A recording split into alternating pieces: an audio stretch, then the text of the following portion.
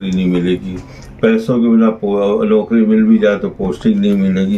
ये सामाजिक जो ढांचा है, इस सामाजिक ढांचा को बदलने हमारा समाज बहुत अच्छा था, ढांचा बहुत अच्छा था, लेकिन इस भ्रष्टाचार का ढांचा बन चुका है और इसके अंदर इसको हमें बदलने की ज़रूरत है और इसके लिए हम आवाज़ उठाएंगे। दूसरी चीज़ है भोपाल के विकास।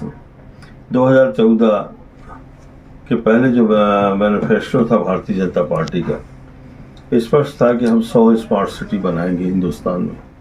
एक भोपाल में भी स्मार्ट सिटी बनी है, आप जाके देखो 5 साल के में स्मार्ट सिटी बननी थी और आज 10 साल हो गया है और हजारों करोड़ रुपए निकाल लिए गए।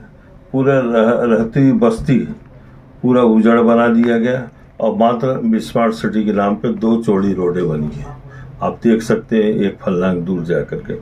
यह अव्यवस्थित डेवलपमेंट, अव्यवस्थित सोच, और जब स्मार्ट सिटी बनाना ही था तो वहाँ पर 2-2 पीढ़ियों से जो नौकरी कर रहे थे, जब मध्य प्रदेश बना था उस समय शासकीय सेवा में आए थे, उन लोगों के लिए एक MOU का प्लान बना देना था, एक तरफ उनको भी रखना था और उनसे भी कम सस्ते मूल्य पे उनको भी मकान देना था।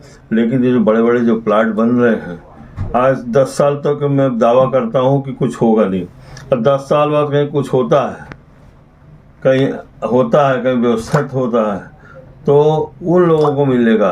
भारतीय जनता पार्टी यदि रही तो 2 लोग हैं उनके दोस्तों को बड़े बड़े प्लाट मिल जाएंगे। तीसरी चीज़ है 2014 एक डेडलाइन है, उसके पहले का भोपाल मध्य प्रदेश, उसके पहले का इंडिया।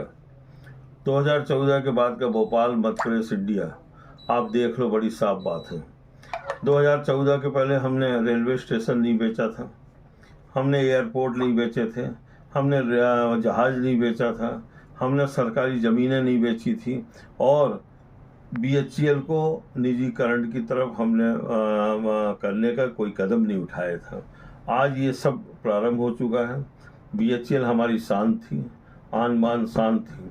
अगर इसके निजीकरण के क्वेश्चन उठता है, किया जाता है, तो भोपाल की संसद में सबसे पहला आवाज़ उठेगी और महारत्न कंपनियों को निजीकरण करने के विरुद्ध और अपने नवरत्न कंपनियों को निजीकरण करने के विरुद्ध वो भोपाल से उठेगी। भोपाल के सांसद के रूप में मैं उठाऊंगा। और भोपाल में सीहोर बैरसिया का क्षेत्र है, सीहोर में कोई सिंचाई सुविधा आज तक नहीं हुई, बहुत बड़ा कृषि क्षेत्र है, फैक्ट्री एक नहीं आई, 20 साल में कोई फैक्ट्री नहीं आई। एक जरूर एक काम ये हुआ है, भोपाल जो सीहोर में एक एशिया का सबसे बड़ा पागल खाना बना है और उससे कोई रोजगार दूर नहीं होता है। ये जहाँ तक बैरसिया की भी यही स्थिति रही है।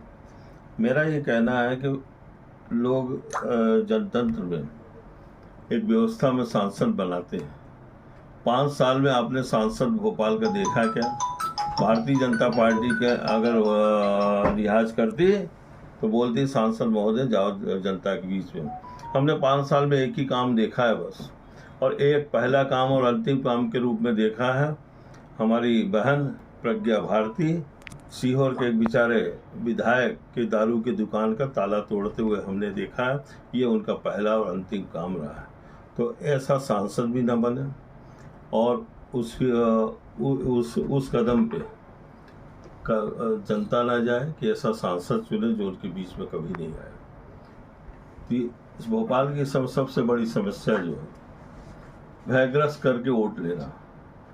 भयग्रस्त 750 कॉलोनियाँ जो बनी हुई भोपाल का अगल बगल में, जिसको ये अवैध कॉलोनी बोलते हैं। भाई अवैध थे तो 20 साल पहले से प्रॉपर्टी टैक्स क्यों ले रहे हो? बिजली का कनेक्शन आपने दिया, नल का कनेक्शन आपने दिया, आज बताते हो ये भाई अवैध कॉलोनी है। अगर भोपाल की कॉलोनियों को आदरणीय मोहन यादव जी, हमारे विजयवर्गीय जी और भोपाल कलेक्टर तो तोड़ने का भी बोल रहे हैं, अगर ये कार्रवाई कुछ करते हैं तो पहली कार्रवाई भोपाल में हजारों लोग जाके उज्जैन में धरना देंगे। वहाँ किसने कॉलोनियाँ बनवाई है, आप और हमें बोलने की ज़रूरत नहीं है। इंदौर में किसने कॉलोनियाँ बनवाई, आप और हमको बोलने की ज़रूरत नहीं है। तो ये एक आंदोलन होगा, भोपाल के लिए एक आंदोलन का रूप है। ये सांसद का चुनाव, यही हमारे मुद्दे हैं, यही हमारी बात है।